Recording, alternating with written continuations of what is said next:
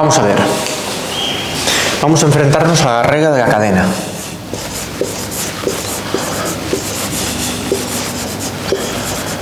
La regla de la cadena es lo mismo que la derivada de la composición de funciones. Derivada de la composición. Eso en la tabla de derivadas lo he puesto yo aparte y lo he escrito así. Y igual a f de g de x, y luego es cuando he escrito su derivada. ¿Qué significa esto? Pues que tenemos dentro de todo el elenco de funciones x cuadrado, x al cubo, raíz de x, raíz quinta de x, e elevado a x, 2 elevado a x, logaritmo neperiano de x, logaritmo en base 10 de x, seno, coseno, tangente, arcoseno, arcocoseno, arcotangente, arcoseno, arcotangente. Con estas funciones hemos estado calculando derivadas. ¿Qué teníamos? Sumas, restas, multiplicaciones y divisiones. Es lo que hemos estado haciendo. Si te fijas bien, todas las 20 derivadas que hemos hecho han sido una mezcla de sumas, restas, multiplicaciones y divisiones. Pero con las funciones hay una nueva operación que se puede hacer, que no se puede hacer con los números. Suma, resta, multiplicación y división en el fondo vienen de los números reales. Con las funciones se puede hacer una operación llamada composición. Que consiste en meter una función dentro de otra, dicho así en corto. Vamos a ver.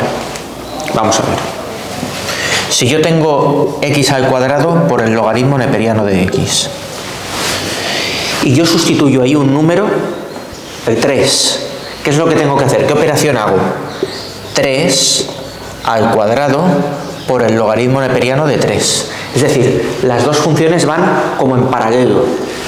Yo calculo esto, que es 9, calculo esto, lo saco con la calculadora y después hago el producto y ya me da resultado numérico. Y hago la multiplicación lo último. Pero ambas están operando sobre el mismo número. Yo podría hacer también raíz de x partido coseno de x. Sustituyo un número. 4. Raíz de 4, que es 2, coseno de 4, que es lo que sea. Lo calculo y por último hago la división y ya tengo el resultado. Lo último que hago es la división. Pero la x está actuando sobre el mismo número en ambos casos. Actúan en paralelo y luego se multiplican y en este caso se dividen. ¿Qué es una composición? Pues una composición es una operación en donde las dos funciones no actúan en paralelo, sino que una se espera a que haya operado la otra. Por ejemplo, esto. Logaritmo neperiano de x al cuadrado. Esto es otra cosa. Yo aquí lo que hago es, la x la sustituyo por 3 y calculo 3 al cuadrado. Pero el logaritmo, mientras tanto, se está esperando. No estoy sacando x al cuadrado, 3 al cuadrado y logaritmo neperiano de 3. No es como esto, que es 3 al cuadrado y logaritmo neperiano de 3, que los dos actúan sobre el mismo número. El logaritmo actúa sobre el resultado del 3 al cuadrado. Logaritmo neperiano de 3 no se ha calculado en ningún momento. Aquí es un producto. Entonces estas dos funciones actúan sobre el mismo número y luego se multiplican. Aquí las dos funciones no actúan sobre el mismo número. Yo también tengo un cuadrado y tengo un logaritmo, pero primero actúa una, me da un resultado y la otra actúa sobre el resultado de ella. Entonces, esquemáticamente sería así. Yo tengo un número, hago x al cuadrado y luego hago el logaritmo neperiano de x al cuadrado. Eso es lo que se llama en matemáticas la composición de funciones, una f y una g, donde f de x sería x al cuadrado y donde g de x sería logaritmo neperiano. En este caso sería g de f de x. aquí se ha producido una composición. Una función actúa y con el resultado de esa me voy a la siguiente. Con el resultado de esa me voy a la siguiente. Algo parecido podría ocurrir pues con esta. No es raíz de x por coseno de x, es raíz de coseno de x. Lo mismo que esta es logaritmo de x al cuadrado. Entonces es el coseno de x el que está metido dentro de la raíz. Es x al cuadrado lo que está metido dentro del logaritmo. Claro, hasta ahora, ¿qué sabíamos? Derivar. Si yo sé derivar x al cuadrado y logaritmo neperiano de x. Si me ponen la suma, la resta, la multiplicación y la división, la sé hacer. La división podría ser así o incluso en el otro orden, logaritmo partido x al cuadrado. Todas estas las sé hacer. Esta es la más sencilla, aquí tendría que hacer derivada primera, segunda sin derivar. Aquí también es un cociente con el signo menos, pero sé hacerlas. Pero esto, a bote pronto, ahora de momento no sabemos hacerlo. No sabemos hacerlo porque lo que yo he hecho ha sido meter una función dentro de otra. Reemplazar el papel de x por x al cuadrado, que es a su vez otra función.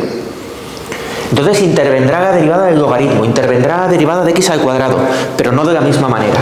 Aquí he hecho lo mismo. Yo no he sacado raíz de x y coseno de x. Eso no es esto. Que yo sé derivarlo. La derivada de la primera por la segunda sin derivar, más la primera sin derivar por la derivada de la segunda. No, aquí he metido el coseno de x dentro de la raíz cuadrada. Entonces esa operación en matemáticas se llama composición y nos la podríamos encontrar de múltiples formas. De hecho, con cualquiera de todas las que tenemos ahí. Yo me podría encontrar arcotangente no de x, sino de 2 elevado a x. Por ejemplo, componiendo estas dos. O me podría encontrar e elevado al seno de x. Lo que estoy haciendo es reemplazar la x de toda la tabla de derivadas. Tú tienes ahí toda una serie de operaciones, x elevado a n, raíz cuadrada de x, raíz enésima de x, logaritmo neperiano de x, siempre es x. Siempre es x. Esa es la tabla básica de derivadas. Pues ahora esa x la sustituimos por algo más complicado. Ya no es elevado a x, es elevado al seno de x. Ya no es raíz cuadrada de x, es raíz cuadrada del coseno de x. Entonces lo que tenemos es esto, arcotangente de 2 elevado a x. Lo que tenemos es una función metida dentro de otra. Entonces, ¿quién es la f y quién es la g? Pues la g, digamos, es la pequeña, la que está metida dentro de la otra. La g de x sería... A ver cómo lo puedo marcar.